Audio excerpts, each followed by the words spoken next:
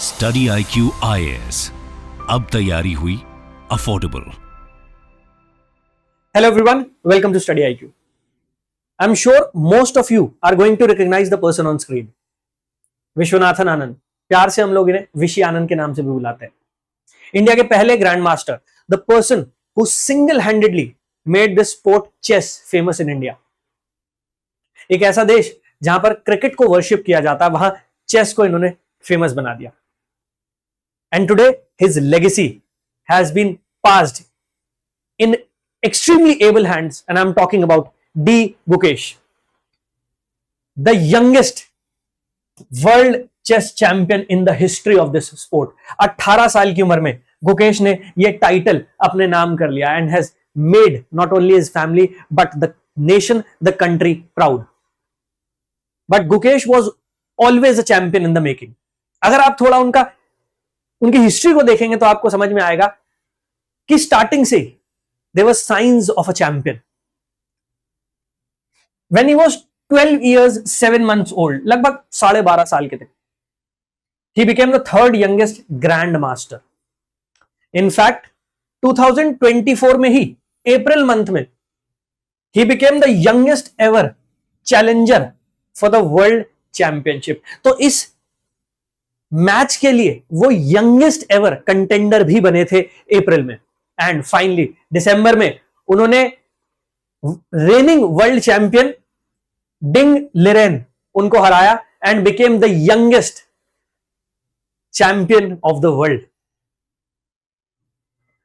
इनकी विक्ट्री बहुत स्पेशल भी है और बहुत इंपॉर्टेंट भी है, बिकॉज इनकी ये विक्ट्री इंडिया में एक next generation of chess players उनको इंस्पायर करेगी। जैसे विश्वनाथन आनंद इंडिया के पहले ग्रैंड मास्टर थे।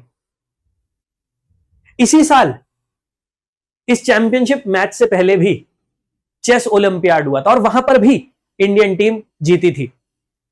ये विश्वनाथन आनंद ही थे जिनको आइडियलाइज करके आज गुकेश जैसे चैंपियन इंडिया में पैदा हुए। सो ये जो विक्ट्री है, this is extremely special.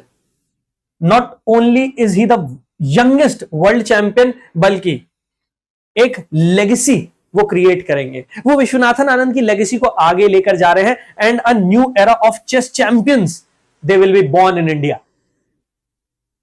But आखिरकार कोई वर्ल्ड चेस चैंपियन बनता कैसे है? कैसे गुकेश इस चैंपियनशिप के लिए कंटेंडर बने और फाइनली उसे जीते? So let's understand the chronology. समझते हैं कि कैसे आप वर्ल्ड चेस चैंपियन बन सकते हैं, because it is an extremely difficult process. अगर हम इनिशियल स्टेजेस की बात करें, 19th सेंचुरी में कोई एक सिंगल फेडरेशन नहीं थी जो वर्ल्ड चेस चैंपियनशिप को लेकर इंडिविजुअल मैचेस कंडक्ट करवाए, और इसी वजह से इनफॉर्मल वर्ल्ड चैंपियंस इनिशियली हुआ करते थे। There was no standard format, कोई पॉइंट सिस्टम नहीं था, कोई चैलेंजर का सिस्टम नहीं था कि कोई कैसे वर्ल्ड चैंपियन बनेगा या फिर कैसे कोई उस वर्ल्ड चैंपियन को चैलेंज कर सकता। तो कोई एक सिस्टम नहीं था, कोई फॉर्मेट नहीं थी, और इसी वजह से players like Paul Morphy and William Steinitz, they were considered as unofficial world champion। तो कोई एक सिंगल फेडरेशन नहीं थी जो वर्ल्ड चेस चैंपियनशिप ऑर्गेनाइज कराए, कोई एक स्टैंडर्ड फॉर्मेट नहीं था, कोई पॉइंट सिस्टम नहीं था, और इसी वजह से सिंगल इंडिविजुअल मैचेस हुआ करते थे और इन्हीं इंडिविजुअल चैलेंज मैचेस के थ्रू अनऑफिशियल वर्ल्ड चैंपियंस बनाए जाते थे। बट धीरे धीरे करके इसको स्टैंडर्डाइज किया गया। 1886 में first recognised world champion declare किए गए। तो पहली बार एक रिकॉग्नाइज्ड मैच जो ऑर्गेनाइज किया गया for world chess championship, it was in 1886 and that was between William Steinitz and Johannes Zukertort. इनके बीच में वो मैच खेला गया था। From 1886 to 1948 there was a different system. वो सिस्टम क्या था वो भी समझते हैं। सो फ्रॉम 1886 ऑनवर्ड्स, जब William Steinitz first world chess champion declare किए गए। उसके बाद से लेकर 1946 तक it was the champion who used to determine the terms कि कोई कैसे उन्हें चैलेंज कर सकता है। तो चैंपियन सेट किया करते थे terms of for the challenger. जब चैलेंजर उन टर्म्स को फुलफिल कर दिया करता था, उसके बाद ही एक मैच ऑर्गेनाइज होता था for next world chess champion. 1946 तक बिल्कुल यही सेम सिस्टम चलता रहा। 1946 में जब reigning world chess champion Alexander Alekhine इनका डिमाइस हुआ, इनकी डेथ हुई, उसके बाद FIDE is international chess federation. तो 1946 में जब रेनिंग वर्ल्ड चैंपियन उनकी डेथ होती है, उसके बाद ही फाइड ने वर्ल्ड चेस चैंपियनशिप अपने अंडर ले ली और इसके बाद ही एक सेट फॉर्मेट सेट की गई जिसके थ्रू कोई चैलेंजर वर्ल्ड चेस चैंपियन को चैलेंज कर सकता था। सो 1886 जब पहली बार कोई वर्ल्ड चैंपियन कोरोनेट किए गए, उससे लेकर 1948 तक it was always the champion who used to set the terms for the challenger. From 1948 to 1993, FIDE organized a set of tournaments and matches. तो FIDE अलग अलग टूर्नामेंट्स और मैचेस ऑर्गेनाइज करता था, उसके थ्रू चैलेंजर्स को पॉइंट्स दिए जाते थे और जिस चैलेंजर के मैक्सिमम पॉइंट्स होते थे वही वर्ल्ड चेस चैंपियन को चैलेंज करता था in a single match. To choose a new challenger for world chess championship match which was held every 3 years। तो हर 3 साल में यह मैच ऑर्गेनाइज किया जाता था और 3 साल तक अलग अलग टूर्नामेंट्स, अलग अलग मैचेस ऑर्गेनाइज किए जाते थे फ्रॉम फाइड, जिसके थ्रू पॉइंट्स दिए जाते थे चैलेंजर्स को और जिस चैलेंजर के मैक्सिमम पॉइंट्स होते थे वही 3 साल बाद वर्ल्ड चेस चैंपियन को चैलेंज कर सकता था। 1993 के बाद यह सिस्टम थोड़ा और चेंज हुआ। 1993 में the reigning world champion was Garry Kasparov and Garry Kasparov और विश्वनाथन आनंद, इनकी भी बहुत एक बड़ी राइवलरी हुआ करती थी। इनफैक्ट जब विश्वनाथन आनंद ने गैरी कैस्परोव को डिफीट किया, उसके बाद ही पूरी दुनिया ने विश्वनाथन आनंद का मेडल उसको माना। सो 1993 में गैरी कैस्परोव और उनके जो चैलेंजर थे Nigel short, they both broke away from FIDE. तो इनका इस फेडरेशन के साथ एक डिस्प्यूट हो गया और डिस्प्यूट होने के बाद they broke away from it और इन्होंने एक अलग मैच ऑर्गेनाइज किया under the professional chess association. तो एक अलग से एसोसिएशन फंक्शन कर रही थी, प्रोफेशनल चेस एसोसिएशन। उस प्रोफेशनल चेस एसोसिएशन के अंडर इन्होंने चैंपियनशिप मैच ऑर्गेनाइज किया। सो फ्रॉम 1993 टू ऑलमोस्ट 2006 2 अलग मैच हुआ करते थे for world chess champion. That means 2 अलग वर्ल्ड चेस चैंपियन क्राउन किए जाते थे। एक प्रोफेशनल चेस एसोसिएशन के अंडर वो अलग मैच ऑर्गेनाइज करती थी और दूसरा फाइड के अंडर ये अलग मैच ऑर्गेनाइज करती थी। प्रोफेशनल चेस एसोसिएशन के अंडर जो मैच ऑर्गेनाइज किया जाता था, उन मैचेस में गैरी कास्परोव जीते और वो वर्ल्ड चेस चैंपियन बने। पैरेलली एक और वर्ल्ड चेस चैंपियन वो एग्जिस्ट किया करते थे। So FIDE conducted its own tournament which was won by Anatoly Karpov. तो एक ही समय में दुनिया में 2 वर्ल्ड चेस चैंपियन एग्जिस्ट करते थे 1993 के बाद। वन वाज गैरी कास्परोव और गैरी कास्परोव रिकॉर्ड भी होल्ड करते हैं। He has one this title 6 times। और पैरेलली एक और वर्ल्ड चेस चैंपियन थे, वो थे Anatoly Karpov. Now this went on till 2006। 2006 में आके इन दोनों फेडरेशंस ने डिसाइड किया कि ये राइवलरी को एंड करते हैं और मर्ज कर लेते हैं। एंड आफ्टर 2006 एक सिंगल मैच होने लगा for world chess champion. The titles were unified at the world chess championship 2006। तो 2006 में आके टाइटल को यूनिफाई कर दिया गया। And all subsequent tournaments and matches have once again been administered by FIDE. So post 2006 जितने भी world chess championship matches organise किए जाते हैं या फिर चैलेंजर डिक्लेयर करने के लिए जो टूर्नामेंट्स और मैचेस ऑर्गेनाइज किए जाते हैं, वो फाइड ही ऑर्गेनाइज करती है। इनफैक्ट ये मैच भी फाइड ने ही ऑर्गेनाइज किया था, जिसमें गुकेश जीत गए। Since 2014 the championship has settled a 2-year cycle. तो पहले हमने देखा था कि फाइड ने डिसाइड किया था कि हर 3 साल में एक मैच हुआ करेगा, जिससे यह डिसाइड होगा कि वर्ल्ड चेस चैंपियन कौन है। बट 2006 के बाद, इनफैक्ट 2014 के बाद फाइड ने इस साइकिल को रिड्यूस कर दिया है। It has come down to 2 years। तो अब हर 2 साल में एक मैच ऑर्गेनाइज किया जाता है, जिस मैच के through challenger world chess champion को चैलेंज करता है और एक नया वर्ल्ड चेस चैंपियन डिक्लेयर किया जाता है। तो वो साइकिल जो है वो 2 year की हो गई है। और ये मैच जो ऑर्गेनाइज किए जाते हैं ये एवरी इवन ईयर ऑर्गेनाइज किए जाते हैं, जैसे 2024, 2022, 2020। तो इवन ईयर्स जो होते हैं उनमें मैचेस ऑर्गेनाइज किए जाते हैं। अगर मैं अभी वाली साइकिल की बात करता हूं तो जैसा मैंने कहा 2014 से ये करंट साइकिल शुरू हुई है, जहां पर हर 2 साल में वर्ल्ड चेस चैंपियनशिप का मैच ऑर्गेनाइज किया जाता है। इनफैक्ट 2020 और 2022 इन दोनों ईयर्स में मैच ऑर्गेनाइज नहीं हो पाया था बिकॉज ऑफ कोविड। तो 2020 और 2022 जब वर्ल्ड चेस चैंपियनशिप के मैच ऑर्गेनाइज होने थे वो नहीं हो पाए थे बिकॉज ऑफ कोविड, तो उनको पोस्टपोन कर दिया गया था फॉर 2021 एंड 2023। बट अगेन 2024 से वो साइकिल वापस आ गई है एंड इवन ईयर में ही उसे ऑर्गेनाइज किया गया, जिसमें गुकेश जीत गए हैं and youngest world chess champion declare हो गए हैं।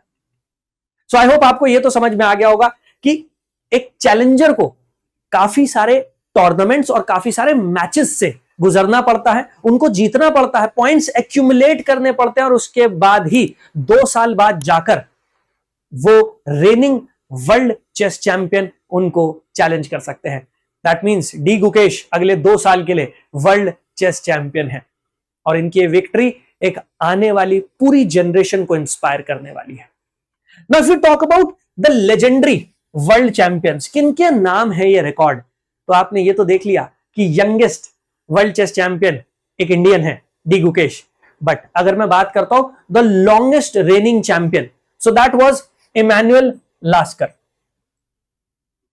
19th सेंचुरी के एंड से लेकर अर्ली 20th सेंचुरी तक for continuously 27 years he was the reigning world champion. So he holds the record for longest reign as world champion spanning 27 years. तो 1894 से लेकर 1921 तक he was the reigning world chess champion. This person 6 बार ये world chess champion declare किए गए।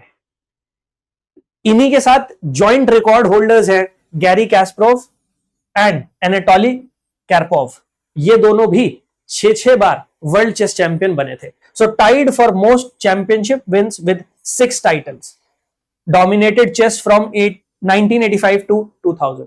तो ये वही दौर है जब विश्वनाथन आनंद एक ग्रैंड मास्टर बने थे और आगे चलकर Viswanathan Anand world chess champion भी बने, जिन्होंने इंस्पायर किया डी गुकेश जैसे प्लेयर्स को कि वो भी वर्ल्ड स्टेज पर आए और इंडिया का मेडल मनवाए।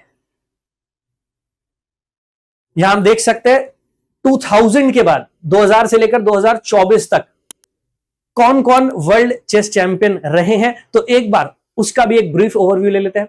Vladimir Kramnik. अच्छा, जब आप बात करते हैं चेस की तो रशियंस काफी दिखाई देते हैं, चाहे आप बात करें गैरी कैस्परोव की, चाहे आप बात करें व्लादिमीर क्रैमनिक की, और रशिया ही नहीं यूएसएसआर।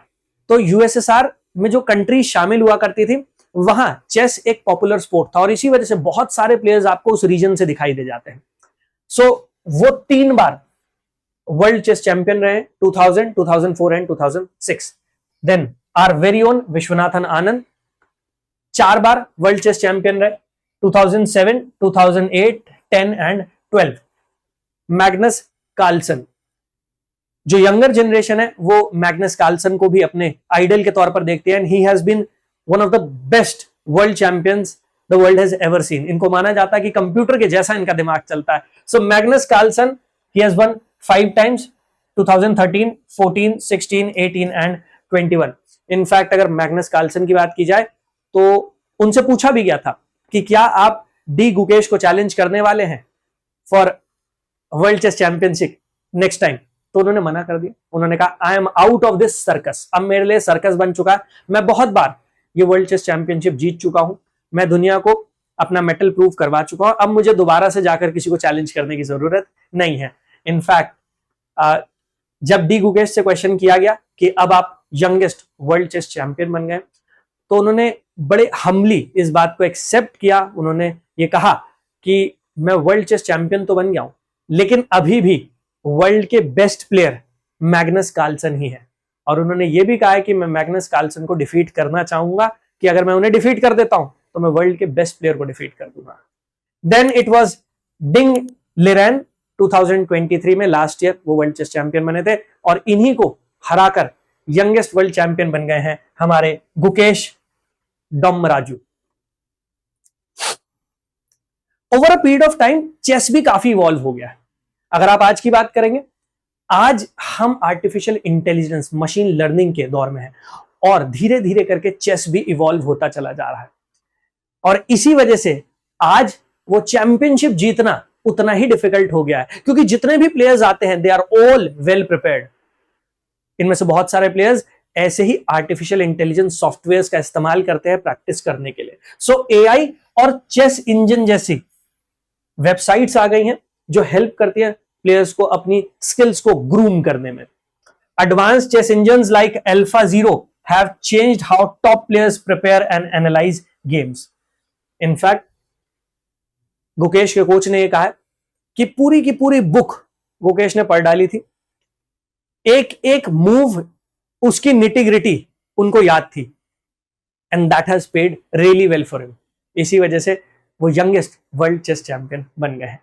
तो एक बार जाने से पहले फिर से गुकेश आपकी स्क्रीन पर छोड़ जाता हूं, the youngest world chess champion जिन्होंने इंडिया को प्राउड फील करवाया है।